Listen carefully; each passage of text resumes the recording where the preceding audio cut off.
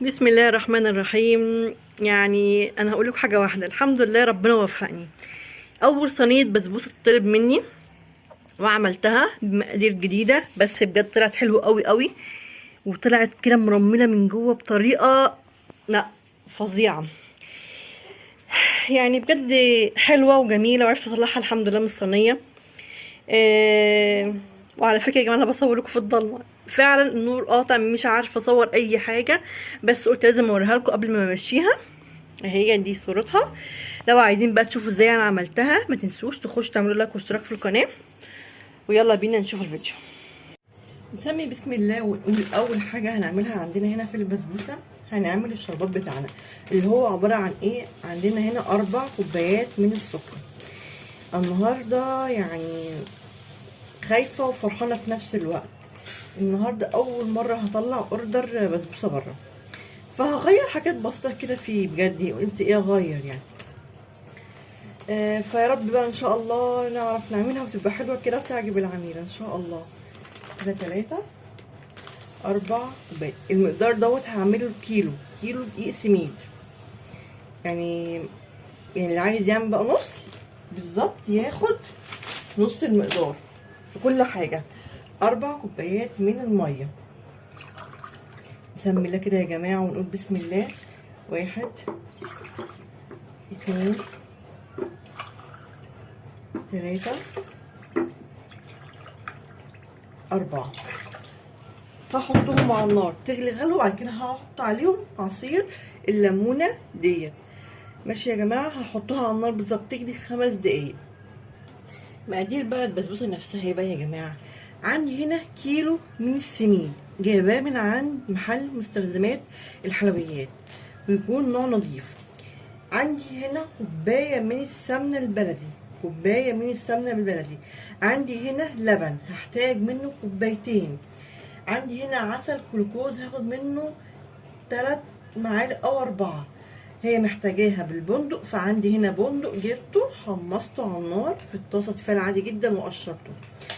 هاخد هنا كوبايه ونص من السكر، وهاخد بس انا هاخد يعني معلقه صغيره قوي بيكنج باودر على مقدار البسبوسه ديت. انا في الطبيعه كنت بحط باكو في نص بسبوسه بطريقتي انا، بس ان بدل ما احط معلقه صغيره على الكيلو بسبوسه. اول حاجه هنجيب البسبوسه بتاعتنا كده اهوت. دقيق السميد هفضيه في طبق كده اهوت. عندي هفضي الكيلو على بعضه. يا جماعه ادعولي بجد تطلع حلوه. انا بعملها في البيت عندي بتبقى حلوه قوي، بس الواحد عشان بيعمل حاجه اول مره يطلعها بره بيبقى في خوف كده. انا خايفه يعني، ما اضحكش عليكم، انا خايفه جدا. بحط عليها كوبايه من السمنه البلدي. احلى حلويات شرقي بالسمنه البلدي. ما انصحش خالص اللي هي السمنه العاديه اللي هي المعلبات دي. تنفع فين بقى؟ في المعجنات، تنفع في البسكوتات، بتبقى حلوه، بس ما نستخدمش سمنه عاديه في الحلويات الشرقي. هقلب كده لغايه ما السميد يتشرب السمنه حلو جدا جدا. بصوا يا جماعه، انا طبعا استخدمت ايدي بقت عامله ازاي. شايفين الترميله بتاعتها اهي. هحط ايه؟ هجيب هنا نفس الكوبايه بتاعتي، هحط فيها كوبايه ونص من السكر. سكر خشن عادي يعني. كده كوبايه. في ناس بيحطوا كوبايتين، انا بحط كوبايه ونص. صراحه بحب الحاجه مظبوطه، مش الحاجه بتبقى سكرها جازع كده. لا كده يعني ايه. انا سرحت بس هشيل حبه. اقول لك احطهم هي كوبايتين على بعض بس حلو.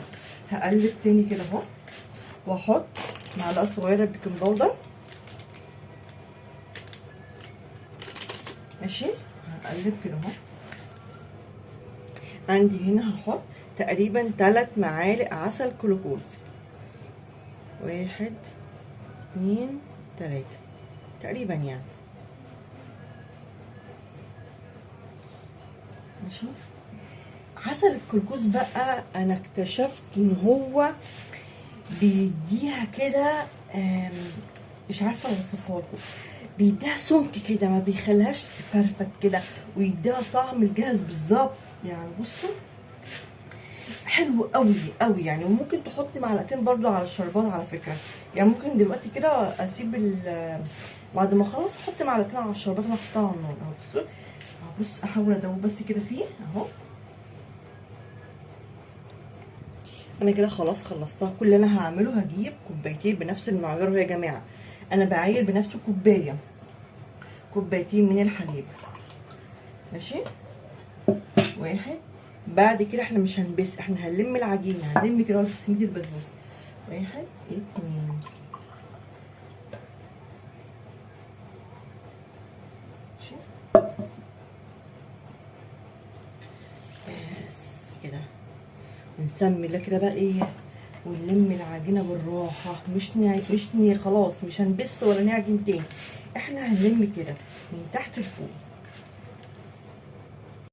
انا كده جبت الصينيه القالب الكبير بتاعي، هحط فيه المقدار بتاع البسبوسه. بصوا يا جماعه نازله عامله ازاي، شايفين قوامها بسم الله ما شاء الله. يا رب تطلع حلوه يا رب، ادعوا لي يا جماعه. والله العظيم انا اول مره اعمل حاجه خايفه كده، خايفه بمعنى الكلمه والله العظيم. يعني طلعت طرق كتير، جاتوهات كتير، كبات، حاجات كتير، بس اول مره اطلع حلويات شرق بره. فهو في رهبه كده في الموضوع، رهبه غريبه. هنزل كل حاجه شايفين بس كده. واعمل ايه بقى، انا هفردها بالراحه كده. انا كده خلاص خلصتها، فردتها مية مية. حط على وشها حبه جوز الهند. انا بقى عندي هنا البندق هجيبه هرصصه فوق البسبوسه. هرصص بقى اغرقها بندق بمعنى الكلمه. وبعد كده ادخلها على فرن لمده 20 دقيقه واطلعها وهوريها لكم هتبقى شكلها عامل ازاي.